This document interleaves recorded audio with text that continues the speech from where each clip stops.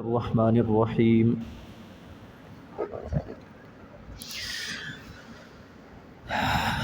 وَلِمَنْ خَافَ مَقَامَ رَبِّهِ جَنَّتَانِ فَبِأَيِّ آلَاءِ رَبِّكُمَا تُكَذِّبَانِ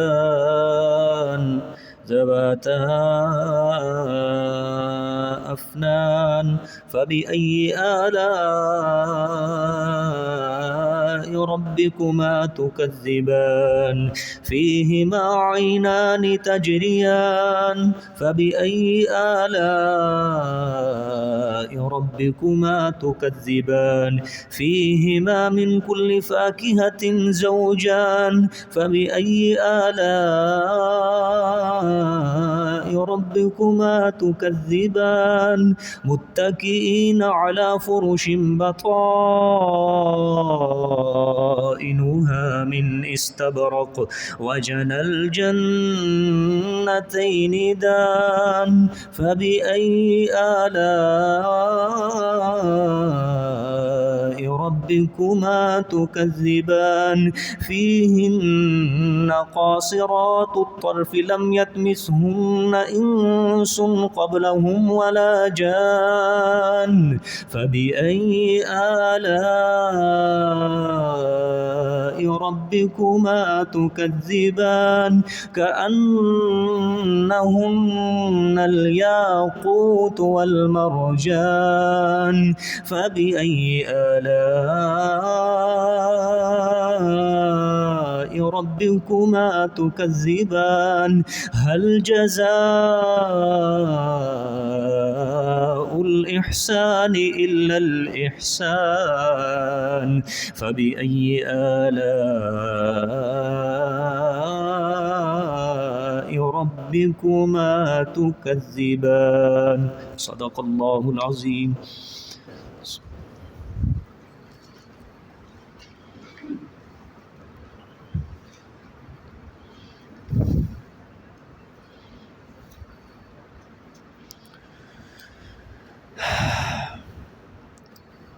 گزشتہ آیات میں اللہ پاک نے تخویف دنیاوی اور تخویف اخروی کے دونوں پہلوؤں کو بیان فرمایا ہے.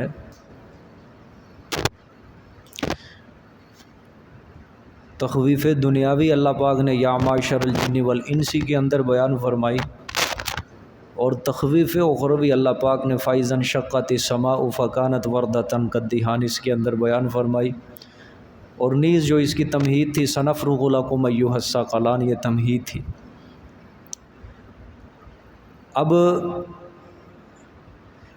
جس طرح سابقہ آیات میں مجرموں، کافروں، مشرکوں کی سخت سزاؤں کا ذکر تھا، اب جہاں سے آج کا سبق شروع ہوا ہے ان آیات میں ان مجرموں اور مشرکوں کے مقابل مومنین، صالحین، متقین کی عمدہ جزاؤں کا ذکر اللہ پاک بیان فرمائیں گے. مومنین، صالحین، متقین کو اللہ پاک کیا کیا انعامات کے اندر ان کو دیں گے، کن کن انعامات سے ان کو کل قیامت والے دن اللہ نوازیں گے. اب ان آیات کے اندر بلکہ آخر رکوع تک اللہ پاک یہ بشارت بیان فرمائیں گے، اور غالباً قرآن پاک کی سب سے بڑی بشارت یہ سورۃ رحمان کے اندر ہی ہے، جو ایک پورے رکوع کے اوپر مشتمل ہے. یہ ٹھیک ہے، دیکھیں جی، گویا اس کا آسان سمجھنے کا ربط یہی ہے سورۃ رحمان کا، کہ پہلے رکوع کے اندر اللہ پاک نے اپنی قدرت کا بیان کیا، نشانیاں، میں نے دنیا کے اندر یہ بنایا یہ بنایا. دوسرے رکوع کے اندر کیا ہے؟ تخویف. تیسرے رکوع کے اندر بشارت.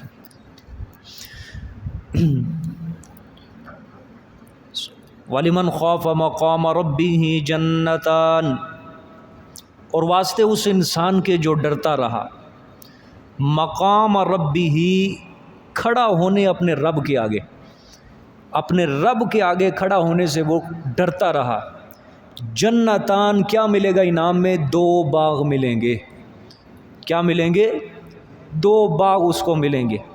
جنتان، فَبِأَيِّ آلَاءِ رَبِّكُمَا تُكَذِّبَانِ، پس ساتھ کون سی نعمتوں اپنے پروردگار کی تم دونوں جھٹلاؤ گے؟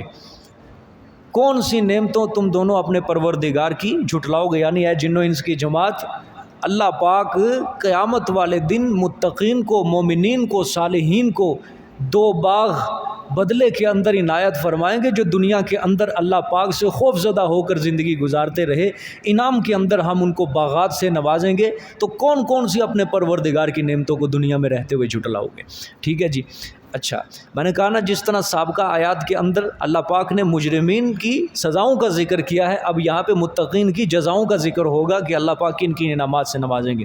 دو باغ جن حضرات کے لیے مخصوص ہیں ان کو متعین کر کے اللہ پاک نے آیت میں بتلا دیا، وہ کن کے لیے ہوں گے؟ وہ مقام ربہ ولمن خاف مقام ربہ، ہر حال میں اپنے رب کے سامنے کھڑے ہونے سے وہ کیا کرتے رہے؟ خوف کرتے رہے، ڈرتے رہے۔ سمجھ آئی کہ قیامت والے دن ہمیں حساب و کتاب کے لیے اللہ کے سامنے حاضر ہونا ہے، قیامت والے دن اللہ کے سامنے پیشی ہے، لہٰذا ہم نے اپنے ہر عمل کا اللہ پاک کو جواب دینا ہے۔ یہ ولمن خاف مقام ربہ، جو اپنے رب کے سامنے کھڑا ہونے سے دل کے اندر خوف رکھے، جنتان، اس کے لیے کیا ہوں گے؟ دو باغ ہوں گے۔ اس کے لیے کیا ہوں گے؟ دو باغ ہوں گے۔ سمجھ آئیے کہ نہیں؟ اچھا جی، اب دو باتیں آپ نے سمجھنی ہے یہاں پہ، وَلِمَنْ خَافَ مَقَامَ رَبِّهِ، اس میں مفسرین نے کافی تفصیلات بیان کی ہیں، صرف دو تفسیریں آپ کے سامنے رکھوں گا کہ وَلِمَنْ خَافَ مَقَامَ رَبِّهِ سے کیا مراد ہے، اس کا مفہوم کیا ہے۔ سب سے پہلے اکثر مفسرین کے نزدیک وَلِمَنْ خَافَ مَقَامَ رَبِّهِ، یہ اس سے مراد قیامت کے روز اللہ کے سامنے حساب و کتاب کے لیے پیشی ہے۔ اللہ کے سامنے حساب و کتاب کے لیے کیا ہوگی؟ پیشی ہوگی۔ مطلب اس سے خوف کے معنی یہ ہے، یہ جو آیا نا مقام ربہ، وَلِمَنْ خَافَ مقام ربہ، اپنے رب کے سامنے کھڑا ہونے سے خوف زدہ ہوا، خافا، یعنی خوف سے مراد یہ ہے کہ خلوت میں، جلوت میں، انسان تنہائی میں اور اعلانیہ طور پہ، خلوت، جلوت، سفر، حضر، تنہائیوں کے اندر، ظاہر باطن، تمام احوال میں اس کو یہ خیال رہتا ہے کہ مجھے ایک روز اللہ کے سامنے حساب و کتاب کے لیے حاضر ہونا ہے، مجھے ایک روز اللہ کے سامنے حساب و کتاب کے لیے کیا رہنا ہے؟ حاضر رہنا ہے، حاضر ہونا ہے۔ اپنے اعمال کا میں نے اللہ کو کیا دینا ہے؟ حساب دینا ہے۔ جو بندہ ہر وقت اس مراقبے کے اندر رہتا ہے، جو بندہ ہر وقت اس مراقبے کے اندر رہتا ہے کہ اس کے دل میں خوف ہو اللہ پاک کا کہ میں نے اپنے عمل کا جو جواب دینا ہے اللہ پاک کو دینا ہے، جو بندہ اس مراقبے کے اندر ہر وقت رہے گا وہ اس کے اندر مراد ہوگا وَلِمَنْ خَافَ مَقَامَ رَبِّهِ۔ ظاہری بات ہے جس کے اندر اللہ کا خوف ہوگا وہ کبھی بھی کسی چھوٹے یا بڑے گناہ کے قریب نہیں جائے گا۔ تو وَلِمَنْ خَافَ مَقَامَ رَبِّهِ، جو شخص اپنے رب کے سامنے کھڑا ہونے سے ڈر گیا، جنتان، بدلے میں اس کو کیا ملے گا؟ باغات ملیں گے، دو باغ ملیں گے۔ سمجھ آ گئی جی بات؟ قیامت والے دن اللہ کے سامنے پیشی، اللہ کے سامنے حساب و کتاب کے لیے کھڑا ہونا، جو اس چیز سے ڈر گیا اس کے لیے یہ کیا ہوگا؟ انعام ہوگا۔ ٹھیک ہے۔ اچھا، مثال کے طور پہ کوئی استاد اپنے شاگرد کو کہے کہ بابا فلاں سبق تو نے یاد کر کے آنا ہے، آج میں تجھے یاد کرنے کے لیے دے رہا ہوں۔ ٹھیک ہے، تو استاد محبت بھی کرتا ہے اگر سبق یاد ہو جائے، اور اگر سبق یاد نہ ہو تو پھر ڈنڈا بھی پڑتا ہے۔ ٹھیک ہے، دونوں چیزیں کیا ہوتی ہیں؟ ساتھ ہوتی ہیں۔ اور جو استاد اپنے اندر یہ دونوں چیزیں رکھے، ایک اپنے طالب علموں کے اندر اپنا خوف بھی رکھے اور اپنے طالب علموں کے دلوں میں اپنی محبت بھی رکھے، دونوں چیزیں رکھے، وہ استاد کامیاب ہوتا ہے پڑھانے کے اندر۔ ٹھیک ہے، تو استاد کہے کہ تو نے کل سبق یاد کر کے آنا ہے، اب شاگرد جو ہوں گے اندر سے، اب جو سبق یاد کریں گے تو وہ اپنے استاد سے خوف بھی تو دل میں رکھیں گے نا، کہ اگر ہم سبق صحیح یاد نہیں کریں گے تو ڈانٹ پڑے گی، مار پڑے گی، وہ خوف دل کے اندر رکھ کے وہ کیا کریں گے، ان کو سبق یاد کرنے کے لیے حتی الامکان جو بھی کوشش کرنی پڑی وہ کریں گے۔ وہ گھر کے سارے کام کاج ایک طرف رکھ دیں گے، بچے سارے جو بھی اپنا کھیلنا کودنا سب ایک طرف رکھ دیں گے، وہ سبق کو اول ترجیح دیں گے۔ وجہ استاد کا خوف دل کے اندر ہے کہ اپنا وہ کھیل کود سب کچھ چھوڑ دیں گے۔ یا عام مثال لے لو، کوئی عام مزدور بندہ فیکٹری کے اندر کام کرتا ہے، کسی کارخانے کے اندر کام کرتا ہے، اس کے دل کے اندر ایک خوف ہوتا ہے۔ خوف کیا ہوتا ہے؟ اگر میں نے چھٹی کر لی کام سے، اگر میں نہ گیا یا اگر میں نے کام ٹھیک نہ کیا، مجھے تنخواہ کے اندر کٹوتی ہوگی، مجھے تنخواہ ٹھیک نہیں ملے گی۔ اس خوف سے وہ کام کے اندر دل لگی اختیار کرتا ہے، ہر وقت اس کے دل کے اندر کیا ہوتا ہے؟ خوف ہوتا ہے، اور یہی خوف اس کو کامیاب کرتا ہے، یہی خوف اس کو کیا کر دیتا ہے؟ کامیاب۔ اس لیے اللہ پاک نے فرمایا کہ جو بندہ دل کے اندر خوف رکھے گا دنیا میں رہتے ہوئے، جو بندہ دل کے اندر خوف رکھے گا دنیا میں رہتے ہوئے، نیک عمل کرے گا، گناہوں سے بچے گا، گناہوں کے قریب نہیں جائے گا، یہ خوف جو بندہ دل کے اندر رکھے گا تو اللہ پاک فرماتے ہیں میرا اس سے وعدہ ہے قیامت والے دن میں اس کو کیا دوں گا؟ 2 باغ دوں گا۔ یہ مطلب ہے جی عام دنیا کے حساب سے۔ اب یہ اعلیٰ درجے کے متقیوں کے لیے یہ بشارت ہے، کیونکہ یہ جو آخری بشارت ہے اس کے اندر 2 قسم کے متقی ہیں، 2 قسم کے۔ ایک یہ ہے وَلِمَنْ خَافَ مَقَامَ رَبِّهِ جَنَّتَانِ، ایک ہے آگے جا کے جہاں سبق ختم ہوا ہے آیت نمبر 62 کے اندر، دیکھیں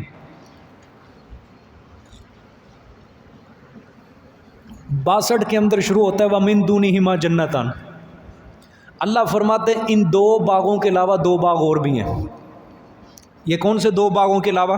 یہ پیچھے جو آیا وَلِمَنْ خَافَ مَقَامَ رَبِّهِ جَنَّتَانِ، 2 باغ ہیں متقیوں کے لیے جو ڈر گئے۔ اچھا اللہ نے فرمایا ان 2 باغوں کے علاوہ 2 باغ اور بھی ہیں۔ یہ جو 2 باغ اور ہیں نا، یہ کم لیول کے جو متقی ہوں گے، گناہ بھی کیے انہوں نے، نیکیاں بھی کی، یعنی متوسط درجے کے جو متقی، ان کے لیے یہ 2 باغ، ان کا درجہ کم ہوگا 2 باغوں کا۔ لیکن یہ جو 2 باغ ہیں یہ اعلیٰ درجے کے متقی، جس میں انبیاء ہیں، صلحاء ہیں، صحابہ ہیں، تابعین ہیں، یہ 2 باغات ان کے لیے ہوں گے۔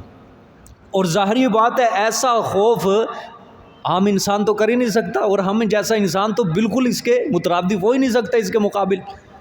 ایسا خوف جو کرے گا وہ تو ایک نبی کے اندر ہوگا، یا جو نبی کی صحبت میں بیٹھنے والا ہے وہی ایسا خوف دل میں رکھے گا کہ صحابہ کہتے تھے کاش میں ایک تنکا ہوتا، کاش میں ایک مٹی کا ذرہ ہوتا، ٹھیک ہے، کہ ٹھوکریں کھاتا رہتا، چلو کل قیامت والے دن اللہ کے سامنے حساب کے لیے پیش تو نہ ہونا پڑتا۔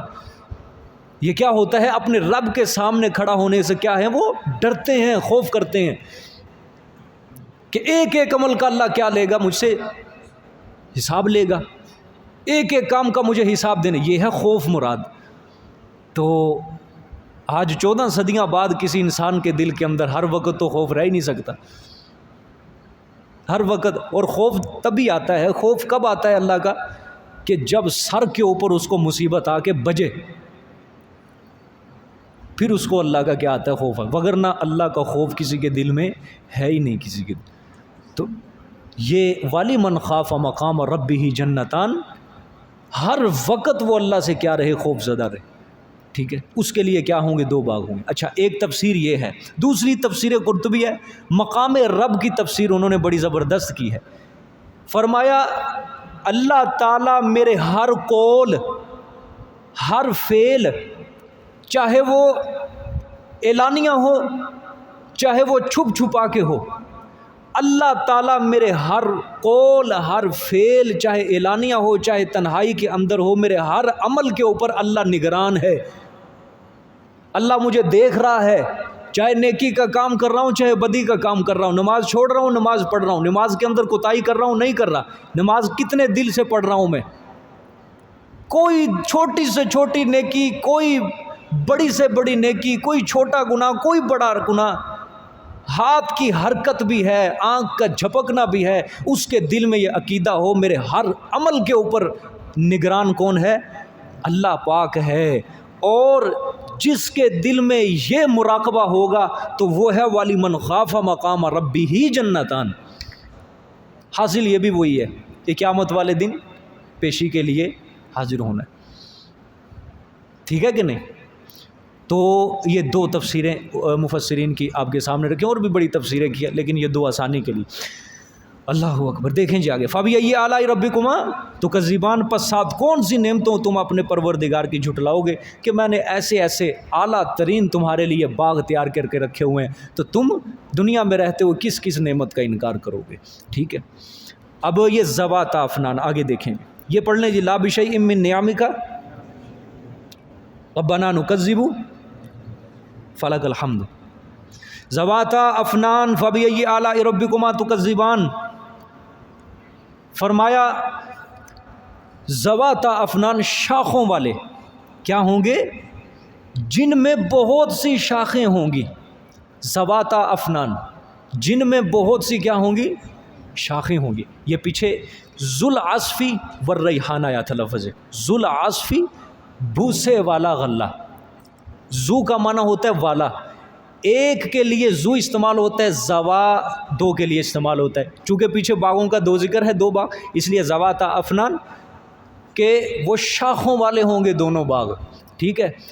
تو فرمایا فَبِأَيِّ آلَاءِ رَبِّكُمَا تُكَذِّبَانِ، پس ساتھ کون سی نعمتوں اپنے پروردگار کی تم دونوں جھٹلاؤ گے؟ اچھا جی، یہ آیا ہے نا جو جنتان، اس کو بھی سمجھنا ہے، اس کا مطلب یہ نہیں ہے کہ اعلیٰ درجے کے متقیوں کے دو باغ ملیں گے بس، کیونکہ جنت کی جو نعمتیں ہیں وہ بے شمار ہیں، ان گنت لا تعداد ہیں، گنتی کر کے اللہ پاک نعمتیں نہیں عطا کرے گا کہ دو باغ۔ یہ تثنیہ جو آیا ہے تکرار کے لیے آیا ہے، اللہ فرمائیں گے بہت سے باغ دوں گا، کیا دوں گا؟ بہت سے باغ دوں گا، جس طرح قرآن پاک میں کتنی بار آیا، اکثر جگہوں پہ انشاءاللہ آئے گا بھی، فی جنات النعیم، بیچ باغات نعمتوں والوں کے ہوں گے، بیچ باغات نعمتوں والوں کے ہوں گے، یعنی جمع کا صیغہ ہے، ٹھیک ہے۔ تو یہ جنتان جو ہے تثنیہ تکرار کے لیے ہے، یعنی اللہ فرما رہے ہیں بہت سے باغ ان کو دوں گا، قسم قسم کے باغ ہوں، یہ مطلب نہیں ہے کہ صرف دو باغ ہی ہوں گے، ٹھیک ہے۔ تو ذوات افنان یہ ان باغوں کی صفت اللہ نے بیان کی ہے، یہ ان باغوں کی کیا ہے؟ صفت۔ اللہ نے فرمایا ان باغوں کی صفت یہ ہے کہ ان کے اندر جو درخت لگے ہوئے ہوں گے وہ لمبی لمبی شاخوں والے ہوں گے، وہ کیا ہوں گے؟ لمبی لمبی شاخوں والے ہوں گے، بڑے بڑے تنے والے ہوں گے، بڑے بڑے پتوں والے ہوں گے، اللہ پاک نے فرمایا ایسے باغ ہوں گے۔ اور ظاہری بات ہے کہ جب لمبی لمبی شاخیں ہوں گی تو وہ باغات گھنے ہوں گے، اور جو گھنا باغ ہوتا ہے وہ دل کی تسکین کے لیے بہت اعلیٰ درجے کا باغ ہوتا ہے، انسان کی آنکھیں ایسے باغ کو، ایسے سبزے کو دیکھ کر ٹھنڈی ہو جاتی ہیں۔ تو جب شاخیں لمبی ہوں گی تو اصول ہے دنیا کے اندر جس درخت کی شاخیں لمبی ہوتی ہیں اس درخت کے اوپر پھل بھی زیادہ لگتا ہے۔ تو ظاہر یہ ہوا کہ جنت کے اندر جو لمبی لمبی شاخوں والے پھل ہوں گے، جو لمبی لمبی شاخوں والے درخت ہوں گے، ان کے اوپر جو پھل ہوں گے وہ بھی کیا ہوں گے؟ ان کی تعداد بھی کثیر اور زیادہ ہوگی۔ سمجھ آ گئی یہ بات؟ ہاں، ذوات افنان فبأي آلاء ربكما تكذبان، بڑی بڑی شاخوں والے ہوں گے، پس ساتھ کون سی نعمتوں اپنے پروردگار کی تم دونوں جھٹلاؤ گے، جنوں انس کی جماعت۔ سمجھ آئی ہے؟ باقی ذوات افنان کی اس کی مکمل تفصیل جو میں کروں گا انشاءاللہ سورۃ واقعہ کے اندر کروں گا، وہ بھی اسی کا مضمون ہے۔ سورۃ واقعہ جو ہے نا، یہ سورۃ رحمان، سورۃ واقعہ، میں اس کو کہتا ہوں یہ دونوں بہنیں ہیں، ان دونوں کا مضمون ایک طرح کا ہے بالکل۔ اگر سورۃ رحمان اجمال ہے تو سورۃ واقعہ سورۃ رحمان کی تفصیل ہے، تفصیل بالکل یہی مضمون اللہ پاک نے وہاں پہ بیان کیا، جس طرح دو متقیوں کی جماعت اور ایک کافروں کی جماعت کا ذکر سورۃ رحمان میں، اسی طرح اللہ پاک نے سورۃ واقعہ کے اندر بھی یہی بالکل مضمون بیان کیا ہے، ٹھیک ہے۔ وہاں بھی انشاءاللہ العزیز یہ ذوات افنان کے جنت کے درختوں کی کتنی لمبی لمبی شاخیں ہیں، کتنے لمبے لمبے تنے ہیں اس کے، کتنے لمبے لمبے پتے ہیں، ان کی مسافت کتنی ہے، ان کے پھلوں کا حجم کتنا ہے، انشاءاللہ وہاں پہ بیان کروں گا۔ لیکن یہاں پہ اتنی بات سمجھے، ذوات افنان وہ کیا ہوں گے؟ بڑی بڑی شاخوں والے ہوں گے، بڑی بڑی شاخوں والے، ٹھیک ہے۔ آگے دیکھیے، فیہما عینان تجریان فبأي آلاء ربكما تكذبان، یہ پیچھے والے کے لیے پڑھ لیں پھر جی، لا بشیء من نعمک ربنا نکذب فلک الحمد۔ اچھا جی، فیہما عینان تجریان، بیچ ان باغوں کے دو چشمے ہوں گے، عینان کا مطلب دو چشمے ہوں گے، تجریان بہتے ہوں گے، دو چشمے ہوں گے بہتے ہوئے ہوں گے۔ ٹھیک ہے. اچھا جی، کون سے چشمے مراد ہیں؟ یہ قرآن پاک میں بھی اللہ پاک نے ان دو چشموں کا ذکر کیا ہے. ایک کا نام ہوگا تسنیم، دوسرے کا نام ہوگا سلسبیل. ایک کا نام ہوگا تسنیم، دوسرے کا نام کیا ہوگا؟ سلسبیل. یہ دونوں نام یاد کر لو، انشاءاللہ آگے والی صورتوں کے اندر یہ آئیں گے لفظ، وہاں پہ میں تفصیل ان کی کر دوں. تسنیم، سلسبیل، یہ دو چشمے ہوں گے، پھر ان دونوں چشموں سے آگے جنت کی نہریں جاری ہوں گی. اور پھر اللہ نے صفت بیان فرمائی تجریان، دونوں بہنے والے چشمے ہوں گے، چل رہے ہوں گے. ایک چشمہ ہوتا ہے جو ابلتا ہے، اوپر کی جانب ابلتا ہے. ایک چشمہ ہوتا ہے جو جاری ہوتا ہے. ٹھیک ہے، یہ دونوں چشمے کیا ہوں گے؟ جاری ہوں گے. ٹھیک ہے جی. ایک ستھرے پانی کی نہر ہوگی، صاف ستھرے پانی کی، شفاف پانی کی نہر ہوگی. اور دوسری نہر جو ہوگی وہ بے نشے شراب کی ہوگی، کہ جس کے اندر نشہ نہیں ہوگا، ایسی شراب کی وہ نہر کیا ہوگی؟ جاری ہوگی. ٹھیک ہو گیا. اچھا، روایات میں آتا ہے جنت کے اندر ہواؤں کے اندر بھی چشمے ہوں گے. ایک چشمہ ہوتا ہے پہاڑ کے اندر سے، زمین سے نکلے گا، پتھروں سے نکلے گا. ایک ہواؤں کے اندر چشمے، اور ان کی پھر آپ صلی اللہ علیہ وسلم نے یہ بتایا بھی ہے شکل و صورت کیسی ہوگی، کہ وہ چشمے ایسے ایسے ہوں گے، ایسے. ان کا پانی ہواؤں کے اندر چل رہا ہوگا، اور ایسا میٹھا پانی انسان خواہش کرے گا، چشمہ دور ہوگا، انسان دل میں خواہش کرے گا کہ یا اللہ مجھے اس چشمے کا پانی پلا. وہ چشمہ اس سے ایک پانی کا پیالہ بھر کے اس کے سامنے فوراً آ جائے گا. تکلف نہیں ہے جنت کے اندر، تکلف نہیں، مشقت نہیں کہ خود جانا پڑے، خود بخود وہ پانی اس کے سامنے پیالے کا بھر کے آئے گا. اللہ پاک سے دعا ہے اللہ پاک ساری نعمتیں ہمیں نصیب فرمائے. فَبِأَيِّ آلَاءِ رَبِّكُمَا تُكَذِّبَانِ، پس ساتھ کون سی نعمتوں تم دونوں اپنے پروردگار کی جھٹلاؤ گے؟ اے جنوں انس کی جماعت، ایسی ایسی نعمتیں جنت کے اندر ہم نے تمہارے لیے تیار کر کے رکھی ہیں، کس کس نعمت کو تم جھٹلاؤ گے؟ کس کس نعمت کی تم ناشکری کرو گے؟ ٹھیک ہے. اللہ اکبر. فیہما من کل فاکہۃ زوجان. سبحان اللہ. پھر پڑھ لیں جی. لا بشیء من نعمک ربنا نکذب فلک الحمد. ہاں، فیہما، بیچ ان باغوں کے اندر، کل فاکہۃ، ہر قسم کا میوہ ہوگا. کیا ہوگا؟ ہر قسم کا کیا ہوگا؟ میوہ ہوگا. زوجان، دو قسم، دو قسم ہوں گے میوے کی. کیا ہوں گی؟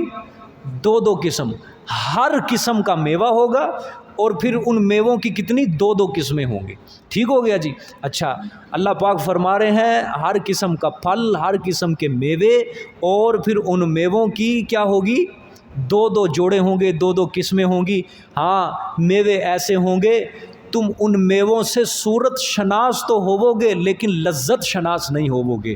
تمہیں پتہ تو ہوگا کہ ہم نے یہ پھل دیکھا ہے، لیکن لذت نہیں تم نے کبھی چکھی ہوگی. ایسی لذت اللہ نے جنت کے پھلوں میں رکھی. اللہ نے قرآن میں فرمایا، احادیث شریف میں، نہ کسی آنکھ نے دیکھی، نہ کسی کان نے سنی، نہ کسی دل اور دماغ میں ان کی سوچ کبھی آ سکتی ہے. ایسی لذت اللہ پاک نے، ایسے پھل اللہ پاک نے متقین کے لیے، مومنین کے لیے اللہ نے تیار کر کے رکھے ہوئے ہیں. سمجھ آئیے کہ نہیں؟ اللہ اکبر. اس کے اندر زوجان ہے نا، زوجان، اس کو ذرا دیکھنا ہے یہ کیا مطلب ہے. دو قسم ہوں گے. پہلی قسم مفسرین فرماتے ہیں یہ بھی ہو سکتا ہے کہ ہر میوہ دو طرح کا ہو. اس سے مراد خشک اور تر ہے. جس طرح دنیا کے اندر میوہ ہوتا ہے، مثال کے طور پہ انار ہوتا ہے، اس کے دانے خشک بھی ہوتے ہیں اور تر بھی ہوتے ہیں. آلو بخارا ہوتا ہے، خشک بھی ہوتا ہے، تر بھی ہوتا ہے. ٹھیک ہے. اس طرح کتنے کشمش ہوتا ہے، خشک بھی ہوتا ہے اور تر بھی ہوتا ہے. خوبانی، انجیر، خشک بھی ہوتی ہے، تر بھی ہوتی ہے. یہ مطلب ہے اس کا.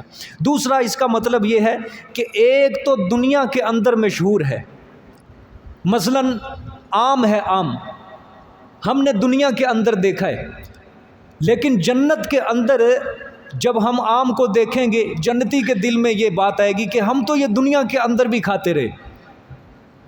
مثال کے طور پہ کوئی جنتی دنیا کے اندر کوئی دال کھانے کا بڑا عادی ہے، جنت کے اندر بھی اسے مل گئی. وہ کہتے ہیں اللہ دنیا کے اندر بھی یہی دال روٹی کھاتے رہے، جنت میں بھی یہی مل گئی.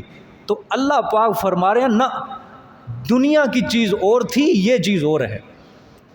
ٹھیک ہے. یہ بھی مطلب ہو سکتا ہے زوجان، کہ جو دنیا والا تو آم دیکھ کے آیا، دنیا والا پھل دیکھ کے آیا، جنت میں جو پھل ہے تیرے ہاتھ میں یہ اور پھل ہے. ٹھیک ہے. اچھا، تیسری بات، یہ جو تسنیہ، پھر وہی بات آ گئی. زوجان مطلب جوڑے، دو، پھر وہی بات آ گئی کہ تکرار کے لیے ہے، اللہ کے فرمانے کا یہ مطلب نہیں ہے کہ ایک پھل کی دو قسمیں ہی ہوں گی بس۔ اللہ کے فرمانے کا مطلب یہ ہے کہ ایک میوہ ہوگا، اس کی قسمیں جو ہوں گی وہ بے شمار ہوں گی۔ مثلا انگور ہے، انگور یہ ایک قسم کا نہیں ہوگا بلکہ یہ کئی قسموں کے ہوں گے، اور ہر قسم کا، ہر انگور کے دانے کا پھر ذائقہ جو ہوگا وہ بھی مختلف ہوگا، ٹھیک ہے؟ ہر انگور کا دانہ کیا ہوگا؟ پہلے سے مختلف ہوگا، ہر کسی کا ذائقہ بھی کیا ہوگا؟ پہلے سے مختلف ہوگا، کسی کا ذائقہ دوسرے انگور سے بالکل نہیں ملے گا۔ سمجھ آ گئی جی؟ اچھا جی، فَبِأَيِّ آلَاءِ رَبِّكُمَا تُكَذِّبَانِ، پس ساتھ کون سی نعمتوں اپنے پروردگار کی تم دونوں جھٹلاؤ گے؟ پڑھ لیں جی، لَا بِشَيْءٍ مِّن نِعَمِكَ رَبَّنَا نُكَذِّبُ فَلَكَ الْحَمْدُ۔ جنت کی نہروں کا پیچھے صورتوں کے اندر ذکر آیا۔ کتنی نہریں ہیں جی جنت کی، کوئی بتا سکتا ہے کتنی ہیں جی؟ کون کون سی ہیں؟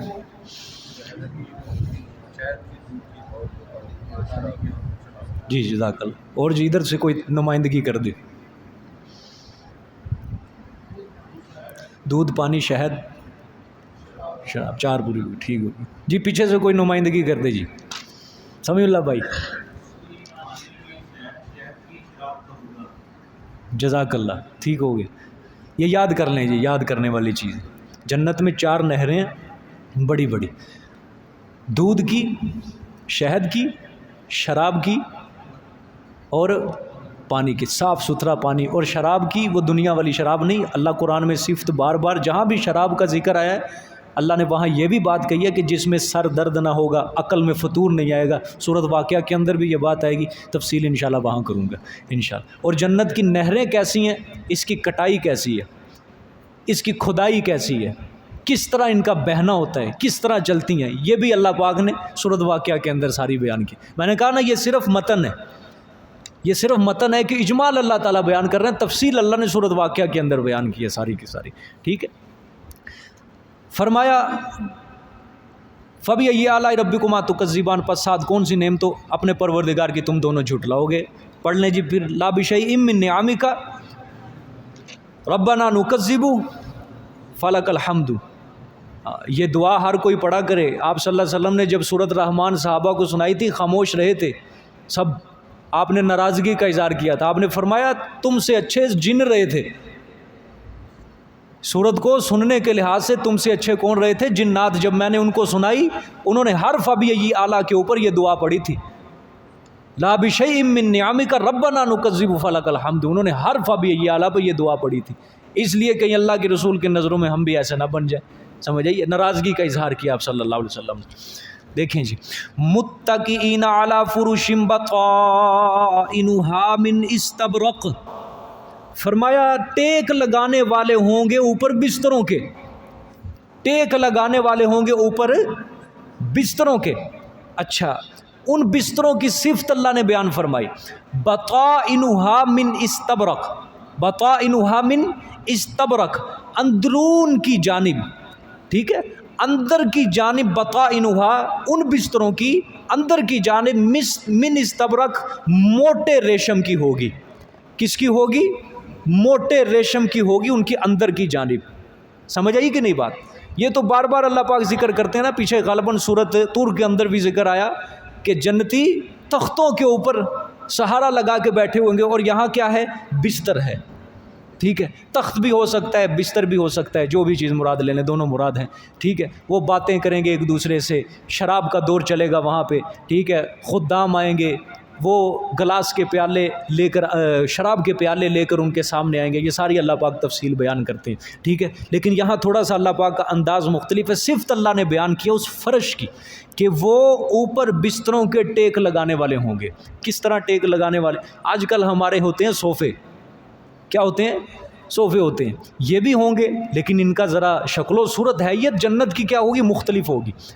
آپ کبھی اللہ پاک نے آپ کو توفیق دی ہو کہ کوئی پٹھان آپ کا مہمان نواز کبھی بنا ہو، پٹھان جو ہوتے ہیں یہ اپنے مہمان کو صوفے پہ نہیں بٹھاتے، اور نہ ان کے اندر یہ روایت ہے، ثقافت ہے، بلکہ انہوں نے نیچے عالی شان قسم کے قالین بچھائے ہوتے ہیں اور تلائیاں بچھائی ہوتی ہیں، اوپر عالی شان قسم کے انہوں نے غلاف چڑھائے ہوتے ہیں اور تکیے رکھے ہوتے ہیں، ٹھیک ہے۔ اس کو ذہن کے اندر رکھ کے یہ آیت سمجھنی آپ نے، ٹھیک ہے۔ متکئین علی فروش، وہ ٹیک لگائے ہوئے ہوں گے اوپر بستروں کے، بطائنھا من استبرق، اور وہ جو بستر ہوں گے ان کا اندرونی حصہ کیا ہوگا؟ ریشم۔ دنیا کے اندر اگر کسی نے اصل ریشم دیکھا ہو، اللہ نے کسی کو توفیق دی، اصل ریشم مرد کے لیے چونکہ ویسے یہ حرام ہے، کوئی استعمال اس کو نہیں کر سکتا، حرام کر دیا اللہ پاک نے، لیکن جنت کے اندر یہ چیز کیا ہوگی؟ حلال ہوگی۔ لیکن دنیا کے ریشم اور جنت کے ریشم میں زمین آسمان کا فرق ہوگا، اور بڑا خوبصورت ہوتا ہے، بڑا ملائم اور بڑا نرم کپڑا ہوتا ہے، یہ نرم چیز ہوتی ہے، ٹھیک ہے۔ تو اللہ پاک فرما رہے ہیں اب دیکھو تلائی جو ہوتی ہے، جس کو پنجابی میں کہتے ہیں گدا شریف، ٹھیک ہے، اس کے اندر ہم بھرتے ہیں روئی یا اون بھرتے ہیں، روئی بھرتے ہیں اس کی نرم کرنے کے لیے، اس سے سکون حاصل کرنے کے لیے، تسکین حاصل کرنے کے لیے، کہ جتنا نرم ہوگا اتنا ہی وہ جو تلائی ہوگی وہ اس کے دل کو بھائے گی۔ اللہ نے فرمایا ہم نے جنت کے جو بستر جس کے اوپر جنتی بیٹھیں گے ایسے ملائم اور ایسے خوبصورت بنائے ہیں کہ ان کے اندر روئی نہیں بھری بلکہ ان کے اندر ریشم کو بھر دیا ہے ہم نے۔ اور ریشم بھی دو قسم کا ہوتا ہے، سندس استبرق، قرآن میں دونوں ریشم کا ذکر ہے، ایک سندس ایک استبرق۔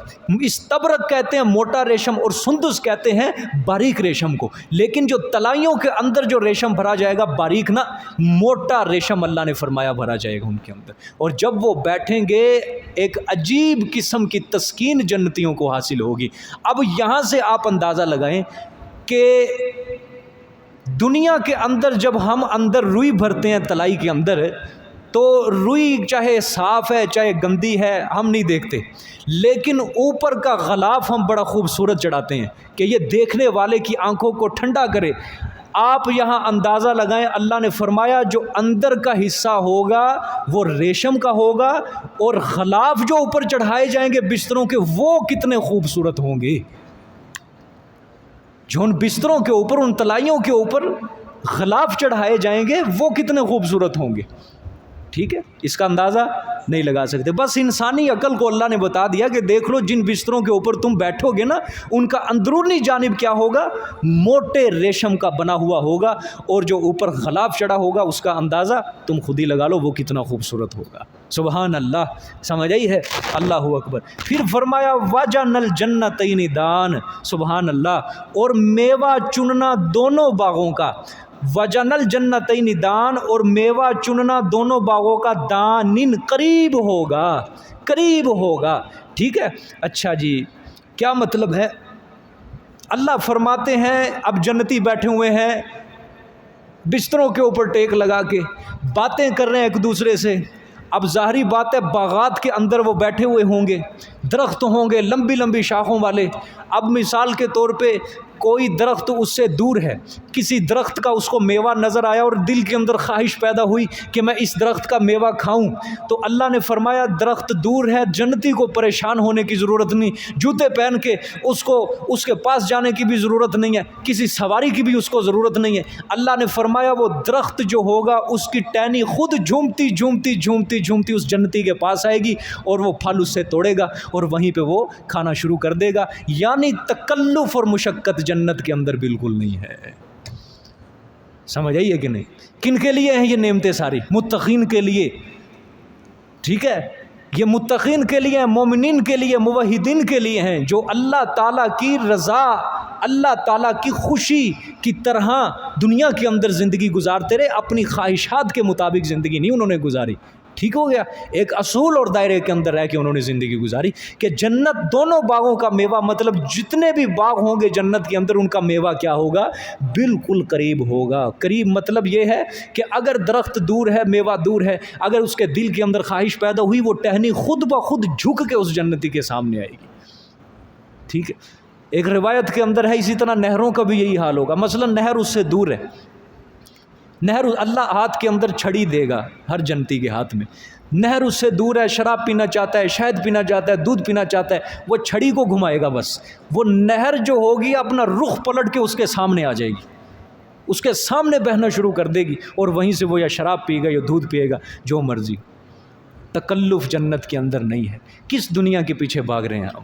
آئے ہائے ہائے، کل من علیہا فان، کل من علیہا فان، اس کے پیچھے یہ جو فانی ہے، یہ صرف دنیا، یہ ظاہری آنکھوں کو ہم دیکھ رہے ہیں نا، یہ دھوکہ ہے سارا۔ انشاءاللہ سورۃ حدید کے اندر یہ اس سے بعد واقعہ کے بعد سورۃ اللہ نے فرمایا اعلموا انما الحیات الدنیا لہو و لعب، او جان لو دنیا کی زندگی یہ سب کھیل تماشا ہے۔ جس طرح کھیل کرتے ہو نا ختم ہو جاتا ہے، تماشا دیکھتے ہو ختم ہو جاتا ہے، اس طرح یہ بس 50-60 سال زندگی یہ کھیل تماشا ہے، ختم ہو جائے گا، فانی ہے۔ کیوں ہم اپنے آپ کو ذلیل کروا رہے ہیں اس کے پیچھے؟ کیوں ہم اپنی زندگی کو اس کے پیچھے اجاڑ دیتے ہیں؟ وہ اس زندگی کی تیاری کرو، آخرت کی زندگی جو ہمیشہ کے لیے ہے۔ اور ڈرنا نہیں چاہیے، ڈرنا نہیں چاہیے موت سے۔ موت نام ہے اللہ سے ملاقات کرنے کا، موت نام ہے اللہ سے ملاقات کرنے کا۔ اس 50 سالہ زندگی کو خوبصورت بناؤ، انشاءاللہ موت بھی اچھی ہوگی، قبر بھی اچھی ہوگی، آخرت بھی اچھا ہوگا، حساب بھی اچھا ہوگا انشاءاللہ۔ بغیر حساب کے اللہ تعالیٰ جنت میں اولی داخلہ سب کو نصیب فرمائے۔ کوشش کی بات ہے، بس اپنے اوپر جبر کی بات ہے، ٹھیک ہے۔ دیکھیں جی آگے، فَبِأَيِّ آلَاءِ رَبِّكُمَا تُكَذِّبَانِ، پس ساتھ کون سی نعمتوں کے اپنے پروردگار کی تم دونوں جھٹلاؤ گے؟ لَا بِشَيْءٍ مِّن نِّعَمِكَ رَبَّنَا نُكَذِّبُ فَلَكَ الْحَمْدُ۔ سبحان اللہ۔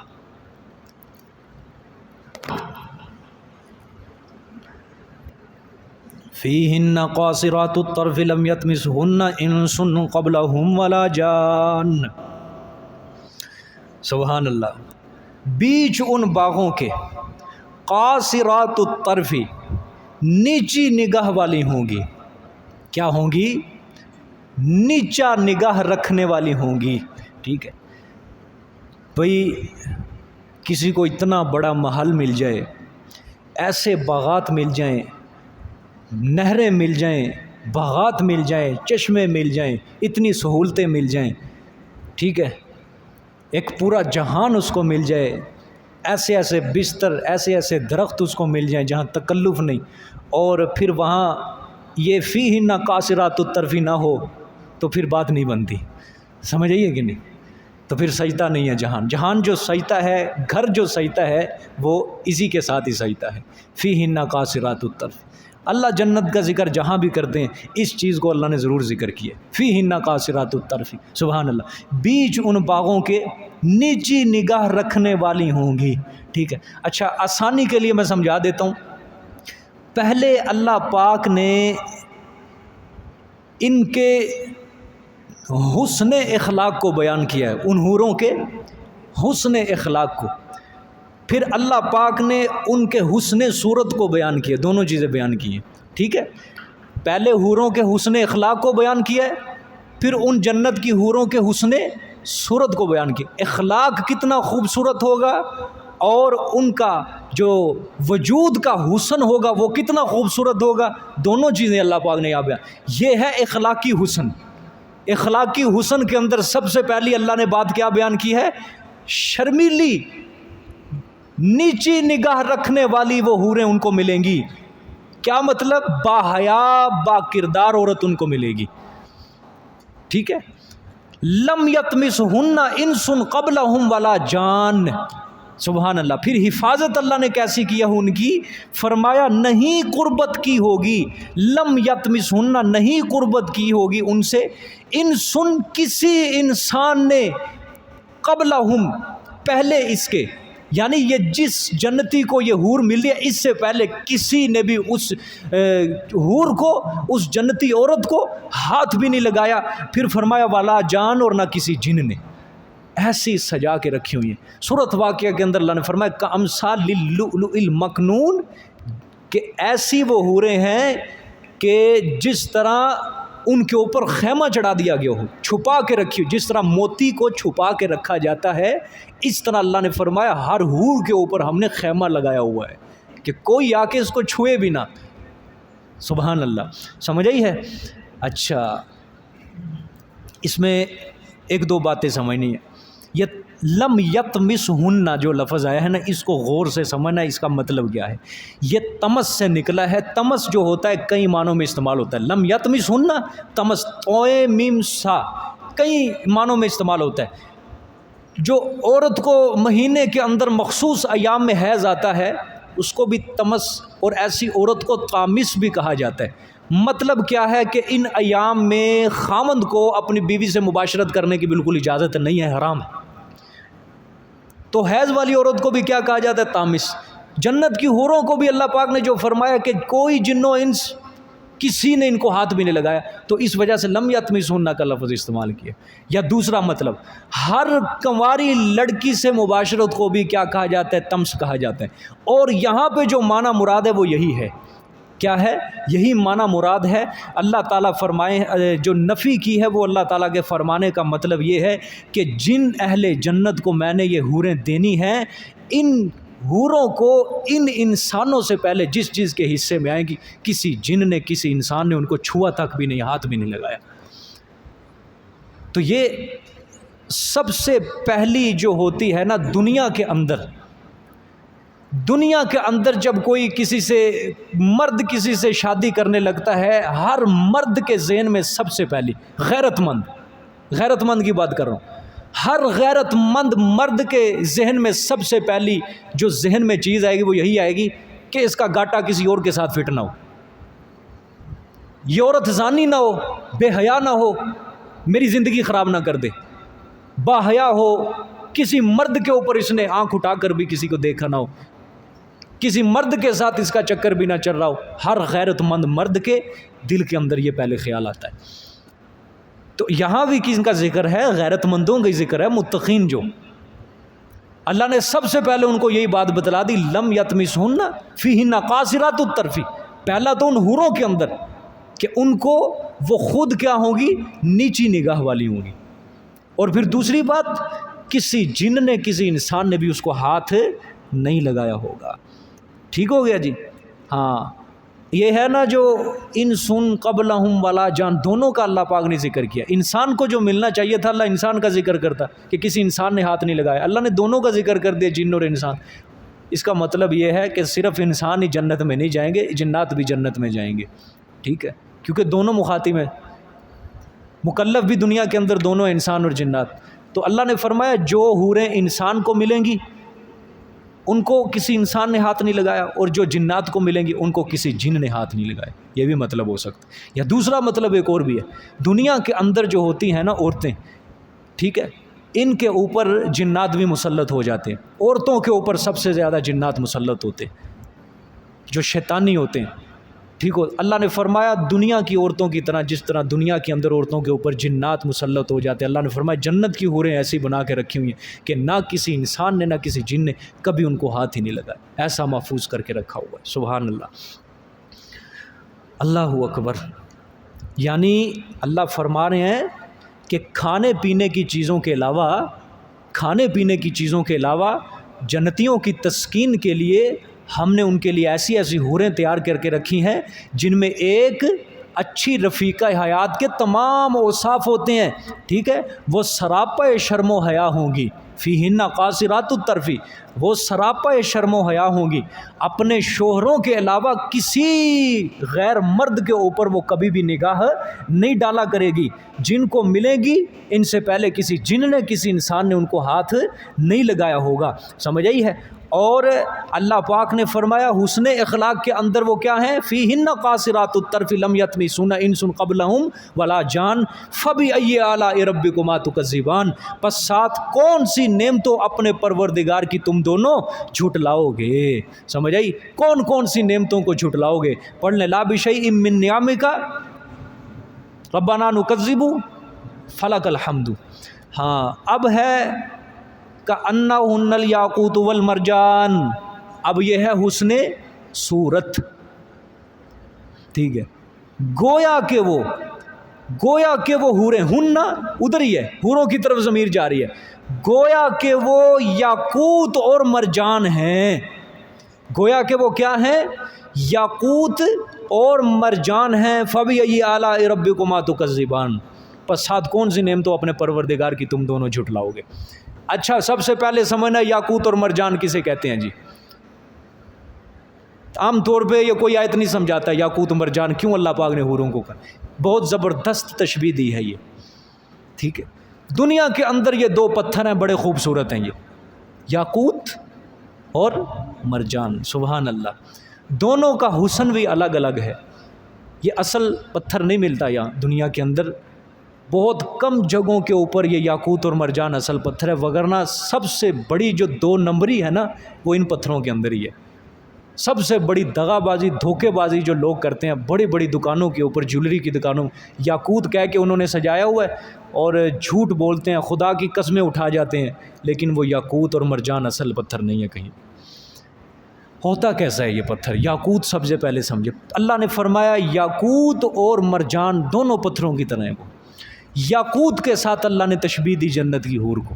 یاقوت جو پتھر ہے، اس کی حدیث شریف کے اندر بھی آئی ہے، یہ پتھر جو ہوتا ہے اس کی رنگت جو ہوتی ہے سرخ ہوتی ہے، اس کی رنگت سرخ رنگ کا پتھر ہوتا ہے، ایسا صاف شفاف پتھر ہوتا ہے یہ کہ اگر اس کے سوراخ سے دھاگا ڈالا جائے، اس کے سوراخ سے دھاگا ڈالا جائے تو وہ دھاگا یاقوت پتھر کے اوپر سے صاف شفاف نظر آتا ہے، یوں لگتا ہے جیسے دھاگا اس کے سوراخ کے اندر نہیں، اس کے اوپر ہی دھاگا پھر رہا ہے، ایسا صاف شفاف پتھر ہوتا ہے۔ تو اللہ نے اس کے ساتھ تشبیہ دی ہے یاقوت کے ساتھ کہ جنت کی حوریں ایسا ان کا جسم صاف شفاف ہوگا گویا کہ وہ کیا ہیں؟ صفائی کے اندر یاقوت کی طرح ہیں۔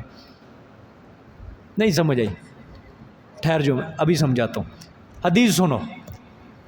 اللہ کے رسول صلی اللہ علیہ وآلہ وسلم نے فرمایا کہ جنتی حور کو اللہ پاک نے ایسا حسن دیا ہے کہ جب اس کا خامد اپنی عورت کے سامنے، اپنی حور کے سامنے کھڑا ہوگا، اپنا چہرہ اس کے چہرے میں دیکھے گا،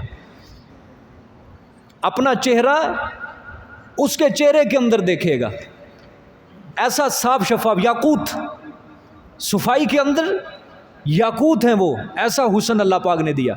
پھر دوسری حدیث ہے، اللہ پاک نے فرمایا جنتیوں کی حوریں اتنی حسین ہوں گی، ایسی حسین ہوں گی کہ اگر ان میں سے کوئی عورت، اگر ان میں سے کوئی حور یہ زمین والوں کی طرف ایک نگاہ کر لے، ایک نگاہ جھانک لے، تو یہ زمین سے لے کر آسمان تک کا خلا ایسا روشن ہو جائے گا کہ سورج کی روشنی بھی اس کے آگے ماند پڑ جائے گی، سورج کی روشنی بھی اس کے آگے کیا پڑ جائے گی؟ ماند پڑ جائے گی، سارا جہان روشن ہو جائے گا۔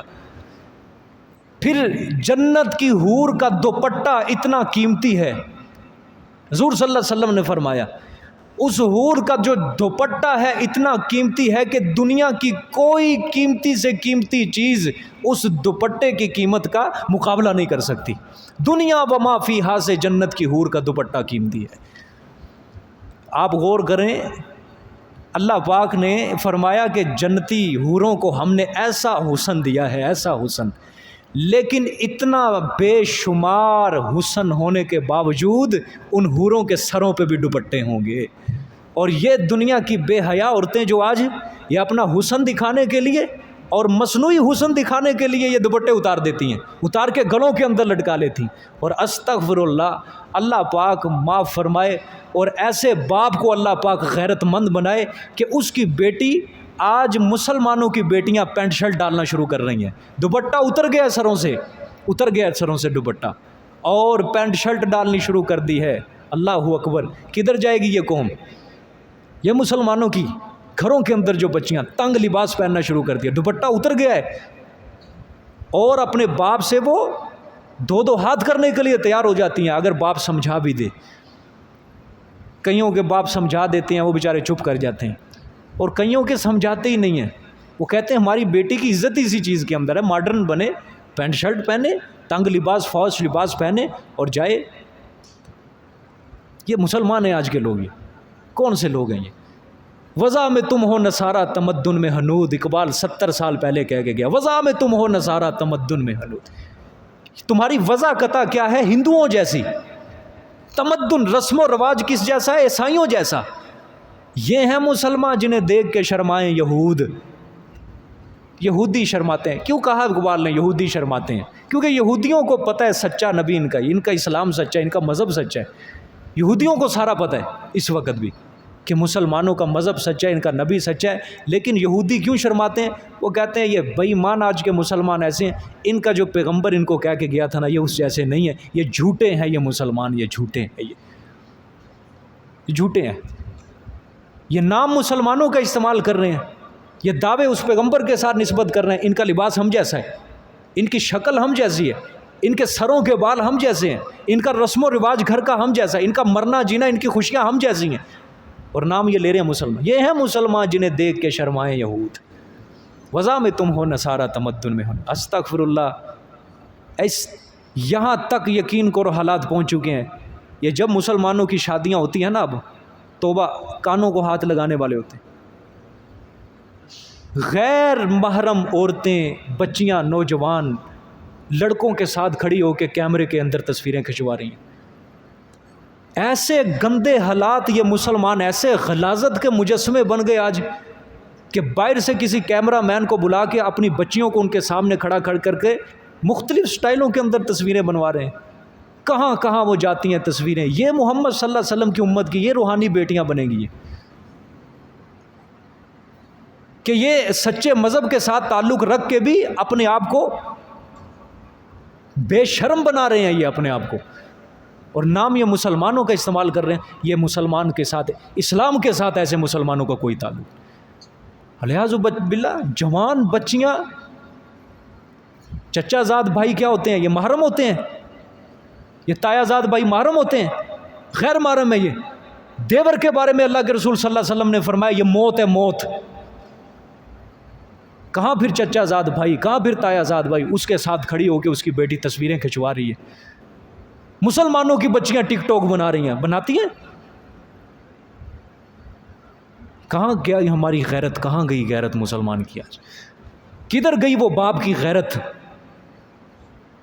باپ تسبیح پھیر رہا ہے، باپ نیک بنا بیٹھا ہے، لیکن بچیاں بازاروں کے اندر منہ مار رہی ہیں اس کی، بچیاں فحش لباس پہن کے وہ پھر رہی ہیں۔ اللہ ایسی باتوں کو نہیں قبول کرتا۔ سورۃ تحریم کے اندر صاف اللہ پاک نے فرمایا، اے ایمان والوں کو خطاب کر کے کہا ہے کہ اپنے آپ کو اور اپنے گھر والوں کو جہنم کی آگ سے بچا لو۔ صاف اللہ نے مخاطب کہا ہے کہ اپنی عبادت کے اوپر زور نہ دے، اپنی نیکیوں کے اوپر زور نہ دے، اپنے گھر والوں کو بھی دیکھ کہ وہ کس طرف جا رہے ہیں، تیری اولاد کس طرف جا رہی ہے، تیری بچیاں کس طرف جا رہی ہیں۔ سب سے بڑا کریکٹر ماں باپ ہوتے ہیں اپنی اولاد کے لیے۔ یقین کرو، یہ پچھلے دنوں پہ ایک واقعہ ہوا ہے مظفر آباد کشمیر کی طرف، آپ کا سن کے دل بھی دہل جائے گا کہ آج اس انٹرنیٹ نے، اس ٹک ٹاک نے، اس انسٹاگرام نے اس نوجوان کو ایسی گندی غلاظت کے اندر ڈال دیا ہے۔ ایک باپ، ایک بیٹے نے اپنی بہن اور اپنی بیٹی کے ساتھ زنا کیا اور اس بچی کو حاملہ کر دیا، اس کی بیٹی پیدا ہوئی۔ ایسی باپ نے اپنی بیٹی کے ساتھ اور بھائی نے بھی اپنی بہن کے ساتھ، دونوں باپ بیٹے ہیں، انہوں نے اپنے گھر والوں کی عورت کے ساتھ، اپنے گھر والی کے ساتھ، باپ نے سگی بیٹی کے ساتھ، بہن نے اپنی سگی، بھائی نے سگی بہن کے ساتھ زنا کیا، اور وہ حاملہ ہو کے اس کی بچی پیدا ہوئی۔ بولو کدھر جائیں گے؟ یہاں بیٹھ کے میں کیوں پیٹ رہا ہوں؟ یہ انٹرنیٹ گھروں کے اندر جو لگا ہوا ہے یہ زہر ہے، زہر۔ بھائی اب تو کوئی، پہلے تھا نا کہ چچا زاد کے ساتھ پھر رہی ہے بھائی کوئی غلط نہ ہو جائے، اب تو گھروں کے اندر تمہارے ایسی برائیاں ایجاد ہو چکی ہیں کہ بہن بھائی کے تعلقات کے اوپر بھی شک لگتا ہے۔ جدھر تک یہ آج گندی ہوا، گندی فضا پھیل چکی۔ یہ تو وہ کارنامے ہوتے ہیں جو ہمیں سوشل میڈیا کے ذریعے پہنچ جاتے ہیں، لیکن اس کے علاوہ جو نہیں پہنچتے وہ ملک میں ہر ٹائم چل رہا ہے۔ باپ بیٹی کے ساتھ منہ کالا کر رہا ہے، بھائی بہن کے ساتھ منہ کالا کر رہا ہے، شرم و حیا ختم ہو چکی ہے، غیرت ختم ہو چکی ہے۔ بیٹے تمہارے رات کو 2-2 3-3 بجے تک انٹرنیٹ کے اوپر کیا وہ جنت دیکھ رہے ہوتے ہیں؟ کیا تلاوت قرآن سن رہے ہوتے ہیں؟ بچیوں کے ہاتھ میں انٹرنیٹ پکڑا دیا، کیا وہ کیا دیکھ رہی ہیں؟ تلاوت سن رہی ہیں، بیان سن رہی ہیں، اپنی زندگی برباد کر رہے ہیں۔ وہ کدھر گئے ہیں ماں باپ؟ سارا کریکٹر ماں باپ کے سر پہ ہے۔ پھر کہتے ہیں جی ماں کے قدموں کے نیچے جنت ہے، پھر کہتے ہیں جی باپ جنت کا دروازہ ہے۔ ایسی ماں کے قدموں کے نیچے جنت نہیں ہے، جو ماں اپنی اولاد کی اچھی تربیت نہیں کر سکتی، جو ماں اپنی اولاد کو نیک نہیں بنا سکی، صالح نہیں بنا سکی، ایسے باپ کی عبادتیں بھی کوئی قابل قبول نہیں ہیں کہ خود تسبیحاں پھیر رہے اور اولاد اس کی بازاروں کے اندر گندگی کے اندر جا کے منہ مار رہی ہے۔ اللہ پاک ہم سب کی حفاظت فرمائے۔ حیا غیرت اللہ پاک ہمارے دلوں کے اندر رکھے، بس حیا اور غیرت ہمارے دلوں کے اندر رکھے۔ اللہ اکبر۔ خیر، اللہ کے رسول صلی اللہ علیہ وسلم نے فرمایا اس جنت کی حور کا دوپٹہ اتنا قیمتی کہ دنیا و ما فیہا کی چیز بہتر، دنیا و ما فیہا کی چیز بہتر۔ اللہ اکبر۔ مرجان کیوں کہا گیا ہے؟ مرجان، مرجان جو ہوتا ہے اس کی سرخی، اس کی سفیدی، یہ بڑا خوبصورت پتھر ہے۔ گویا یاقوت جو ہے نا، یہ پتھر کیا ہے؟ یہ شیشے نما پتھر ہوتا ہے۔ میں نے کہا نا اس کے اندر سے دھاگا بھی ڈالو تو اوپر سے نظر آتا ہے۔ صفائی کے اندر ایک حدیث بھی ہے، اللہ کے رسول نے فرمایا جنت کی حور کو اللہ نے ایسا حسن دیا ہے 70 حلے بھی پہن لے، 70 چادریں اپنے جسم کے اوپر ڈھانک لے، لیکن ان 70 چادروں کے درمیان میں سے اس کا جسم، اس کے جسم کے اندر جو ہڈی کے اندر گودا، وہ بھی صاف شفاف ہو کر اس کے صاف ہو کر جنتی کو نظر آئے گا۔ مرجان سفید، یہ پتھر ہوتا لال ہے لیکن شیشہ نما نہیں ہے، سرخ ہوتا ہے اور اس کے اوپر سفید رنگ کی ڈوریاں ہوتی ہیں، سفید سفید لکیریں، گویا سٹار دیکھا ہے آپ نے، یہ سٹار 5 لکیروں والا، اس طرح سٹار بنا ہوتا ہے اس کے اوپر، وہ چمک رہا ہوتا ہے موتی۔ سرخی اور سفیدی کے اندر یہ مرجان کے ساتھ تشبیہ دی گئی ہے۔ صفائی کے اندر یاقوت، سرخی رنگت کے اندر مرجان ہے۔ سمجھ آئیے کہ نہیں؟ اچھا جی، یہ روایات کے اندر آتا ہے، اب غور سے سننا، کہ جنت کی حور جب اپنے خامند کے سامنے کھڑی ہوئی ہوگی، وہ اپنے خامند کی تعریف کرے گی۔ پہلے وہ اٹھائے گی قسم، کہے گی اللہ کی قسم، اپنے خامند کے سامنے، ساری جنت کے اندر میرے لیے آپ سب سے بہتر ہو۔ او کہہ دو سبحان اللہ، اللہ کے بندو۔ دنیا کے اندر چلو نہیں سن سکتے، جنت کے اندر سنو گے تعریف انشاءاللہ۔ 72 بیویوں کی زبان سے تعریف سنو گے، 72 بیویوں کی زبان سے تعریف سنو گے۔ صرف دنیا کے اندر مظلومیت کی زندگی گزار لو، انشاءاللہ جنت میں راج آپ کا ہوگا۔ سمجھ آئیے؟ وہ اپنے خامند کے سامنے کھڑی ہو کے کہے گی اللہ کی قسم جنت میں میرے لیے آپ سب سے بہتر ہیں۔ اور پھر اگلی بات وہ کہے گی اللہ خوب جانتا ہے کہ میرے دل میں کسی اور چیز کی کوئی خواہش نہیں، کسی اور چیز کی کوئی محبت نہیں، جتنی محبت میرے دل میں آپ کے لیے بھری ہوئی ہے۔ پھر وہ کہے گی اللہ کا لاکھ لاکھ شکر ہے کہ اللہ نے آپ کو میرے حصے کے اندر ڈال دیا، اللہ کا لاکھ لاکھ شکر ہے کہ اللہ نے آپ کو میرے حصے میں ڈال دیا اور آپ کی خدمت کرنے کا مجھے شرف اللہ نے بخش دیا ہے۔ یہ نغمہ ہوگا اس کا، یہ تو میں نے اردو کے اندر ترجمہ کیا، یہ نغمہ گانا ہوگا حور کا، اشعار کہے گی، اشعار، سبحان اللہ۔ یہ جنت کی حور سمیع اللہ کی تعریف کرے گی، یوسف صاحب کی تعریف کرے گی، کاشف بھائی کی تعریف ہوگی، منصور صاحب کی ہوگی، انشاءاللہ گردنیں اٹھا لیں گے یہاں وہاں پہ یہ، ہاں انشاءاللہ العزیز ہر کسی کی حور اس کے سامنے یہ تعریف کرے گی۔ دنیا کے اندر بیوی 10 سال بعد تعریف کر دینا اپنے خامند کی، 10 سال بعد وہ خامند 3 دن تک اپنے سر اٹھا کے پھرتا ہے، میری بیوی نے میری تعریف کی، میری بیوی نے میری تعریف کی ہے۔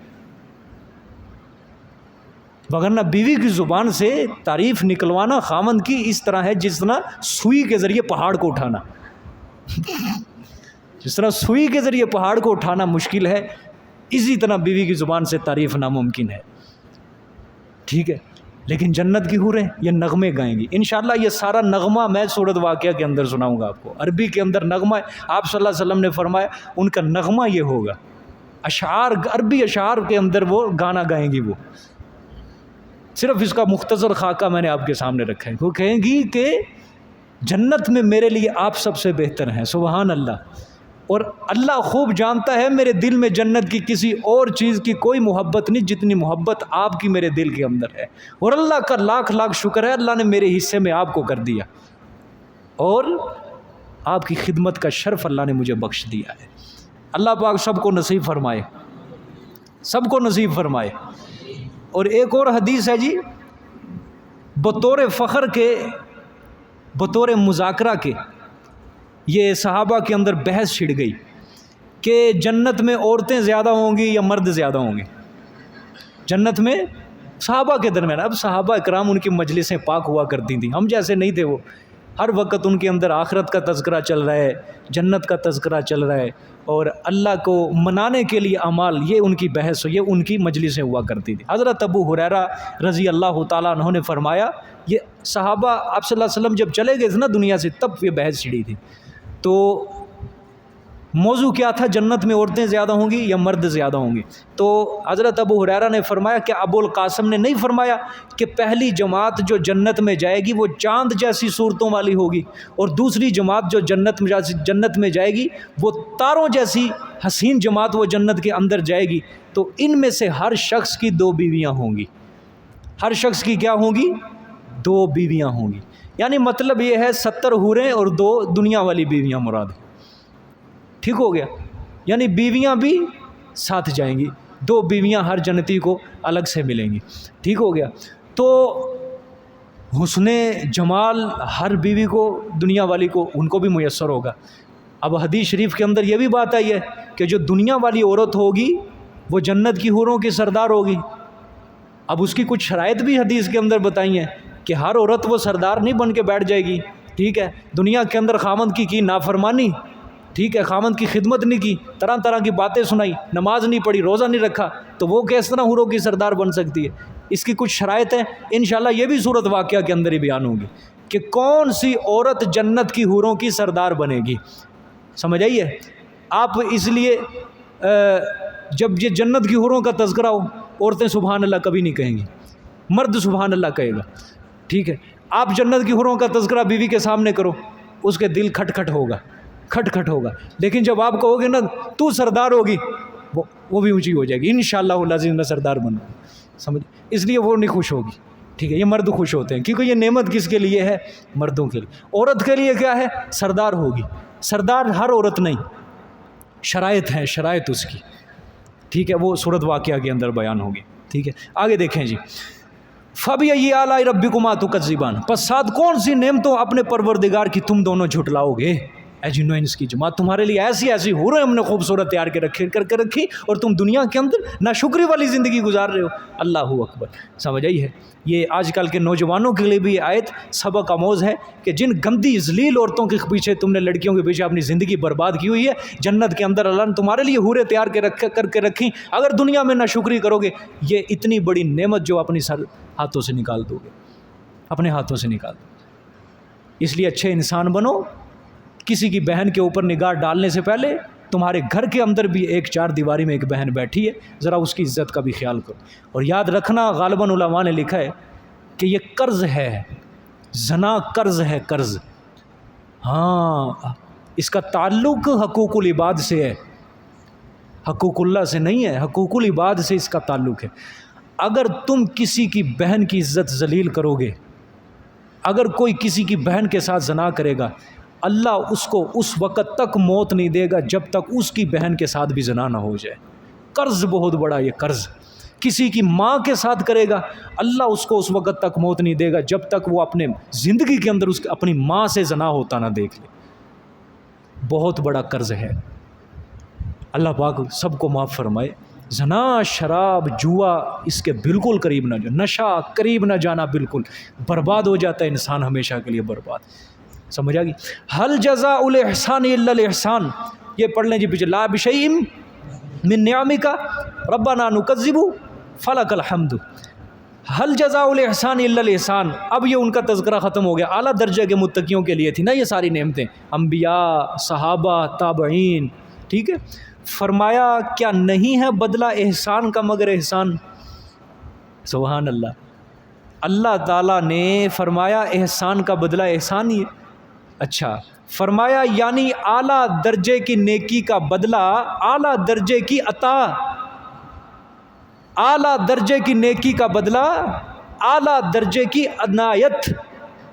یعنی تم نے دنیا کے اندر مجھے خوش کر دیا اور یہ لو اعلیٰ درجے کی عنایت میں تمہیں دیتا ہوں، یہ جنت لے لو۔ یہ دنیا کے اندر ہم اپنے ذہن کے اندر جنت کا خاکہ بناتے ہیں کہ بڑی بات ہے جی، ایسی خوبصورت ہے، یہ صرف سوچ کے اندر آتا ہے، سوچ کے اندر، وگرنہ جیسی اللہ نے تیار کر کے رکھی ہے وہ سوچ انسانی سوچ سے وہ وراء الورا ہے، آ ہی نہیں سکتی کبھی انسانی عقل کے اندر، ایسی اللہ پاک کی جنت۔ تو یہاں پہ فرمایا کیا احسان کا بدلہ احسان نہیں؟ اللہ اکبر۔ فرمایا یہ احسان جو ہے نا، حل جزاء الاحسان، دو احسان ہیں آیت کے اندر۔ پہلے احسان سے مراد ہے عقیدہ اور عمل، دوسرے احسان سے مراد ہے جزا، ثواب، جنت، نعمت۔ اللہ نے فرمایا دنیا کے اندر حل جزاء الاحسان، انہوں نے توحید والے عقیدے کو اختیار کیا، انہوں نے نیکیاں کی، ہر وقت ڈرتے رہے، ہر وقت اچھے عمل کرتے رہے، یہ انہوں نے نیکیاں کی، مطلب احسان، الا الاحسان، اور میں کل قیامت والے دن ان کو بدلے کے اندر کیا دوں گا؟ جنت دوں گا، اپنی رضا دوں گا، بغیر حساب و کتاب کے ان کو جنت میں داخل کروں گا۔ کیا احسان کا بدلہ احسان نہیں؟ کیا احسان کا بدلہ کہ اگر انہوں نے دنیا کے اندر مجھے راضی کیا کہ آج میں ان کو راضی نہ کروں؟ میں نے وعدہ کیا ان سے کہ میں ان کو اگر دنیا کے اندر یہ اچھے اعمال کریں گے تو آخرت کے اندر ان کو یہ صلہ ملے گا۔ اللہ نے فرمایا یہ وعدہ ہے میرا، آج میرا وعدہ پورا ہوتا، خود ہی اپنی آنکھوں سے دیکھ۔ سبحان اللہ۔ 8 دروازے جنت کے ہوں گے، 8 دروازے، اعلیٰ درجے کے متقیوں کو حکم ہوگا، صرف اعلیٰ درجے کے متقی، جاؤ جنت کے جس دروازے سے جانا چاہتے ہو جاؤ۔ ابو بکر صدیق رضی اللہ تعالیٰ عنہ کے بارے میں آپ صلی اللہ علیہ وسلم نے فرمایا تھا کہ میری امت میں سے ابو بکر ایسا شخص ہے کہ جنت کے 8 دروازوں کے اوپر جو دربان کھڑے ہوں گے بڑے بڑے فرشتے، یعنی ہر دروازہ، عام ہم جیسے جو لوگ ہیں، ہر دروازہ مخصوص ہوگا، اللہ تعالیٰ کہہ دیں گے اس کو اس دروازے سے گزارنا ہے، اس کو اس دروازے سے، اس کو اس دروازے سے، تو پھر ہر دروازے کے اوپر فرشتے ہوں گے، وہ فرشتے بلائیں گے بھائی تو ادھر آ جا، تو ادھر سے اس سے گزر، تو اس سے گزر، تو اس سے گزر۔ لیکن ابو بکر صدیق میری امت کا ایسا فرد ہے کہ جنت کے 8 دروازوں کے اوپر فرشتے کھڑے ہوں گے اور 8 دروازوں کے فرشتے شور مچا مچا کے کہیں گے 8 دروازوں کے، کیا ابو بکر تو اس میرے دروازے سے داخل ہو، ابو بکر تو میرے دروازے سے داخل ہو، ابو بکر تو میرے دروازے سے داخل ہو۔ 8 دروازوں سے ابو بکر کے لیے صدا لگے کہ سبحان اللہ۔ اور میرے حضور صلی اللہ علیہ وسلم نے فرمایا میری امت میں سے سب سے پہلا شخص ابو بکر ہوگا جو جنت میں جائے گا، یعنی سب سے پہلے جنت کے اندر قدم میں رکھوں گا، اور پھر میری امت میں سے سب سے پہلے جو فرد جائے گا جنت میں وہ ابو بکر جائے گا، بعد میں ساری امت۔ ایسا مقام وہ حاصل کر کے گیا۔ ٹھیک، اس کی زندگی کیا تھی؟ اس کی زندگی کیا تھی؟ اللہ اکبر۔ ایک وقت وہ تھا اس نے سارا مال اللہ کے راستے میں قربان کر دیا، حضرت بلال کو آزاد کروایا، کئی مسلمانوں کو غلامی سے نجات دی، سب کچھ لٹا دیا اس نے اسلام کے لیے۔ خلافت جب تھی فقیری اختیار کی، اور جب دنیا سے گئے ابو بکر صدیق صرف 2 کفن کی چادریں تھیں بس، اور وہ بھی وہی چادریں جو عام سونے کے لیے وہ یا پہننے کے لیے وہ استعمال کیا کرتے تھے۔ اماں عائشہ صدیقہ مرض الوفات میں ان کے قریب تھی، اماں عائشہ نے فرمایا کہ حضرت یمن کے اندر سے آپ کے لیے اچھا کفن منگواتے ہیں۔ ابو بکر صدیق نے کہا نہ، وہ مدینہ کی کسی بیوہ کے کام آئے گی، میں زندگی کے اندر میرے لیے جو 2 چادریں تھیں مجھے انہی کے اندر کفنا کے مجھے رسول صلی اللہ علیہ وسلم کے پہلو میں دفن کر۔ ایسی زندگی وہ گزار کے گیا، اور جنت میں سب سے پہلے جائے گا، جنت میں سب سے پہلے جائے گا، اور 8 دروازوں کے فرشتے اس کو صدائیں لگائیں گے ابو بکر میرے دروازے سے داخل، ابو بکر میرے دروازے سے۔ اللہ اکبر۔ اللہ اس کے نقش قدم پہ چلنے کی توفیق عطا، وہ ابو بکر کے نقش قدم پہ چلنے کی توفیق عطا، اسی جیسا عشق، اسی جیسی محبت جو اس نے اللہ اور اس کے رسول سے کی، اگرچہ اسی جیسی نہیں کر سکتے لیکن اس کے رستے پہ چلنے کی توفیق دے دے اللہ۔ حل جزاء الاحسان الا الاحسان، کیا احسان کا بدلہ احسان نہیں؟ مطلب نیکی کا بدلہ جنت نہیں؟ ٹھیک ہے، یہ مطلب۔ فَبِأَيِّ آلَاءِ رَبِّكُمَا تُكَذِّبَانِ، پس ساتھ کون سی نعمتوں اپنے پروردگار کی تم دونوں جھٹلاؤ گے؟ لا بشیء من نعمک ربنا نکذب فلک الحمد۔ انشاءاللہ یہ کل ومن دونہما جنتان جو ہے نا، اس میں ہم جیسوں کا تذکرہ ہوگا، اور کل انشاءاللہ اختتام ہوگا سورت کا۔ حاضری دے دے۔ یہ سورۃ رحمان ہے، انشاءاللہ یہ بھی قبولیت کا وقت ہوتا ہے، اس کے آخر میں ہر کوئی دعا مانگے۔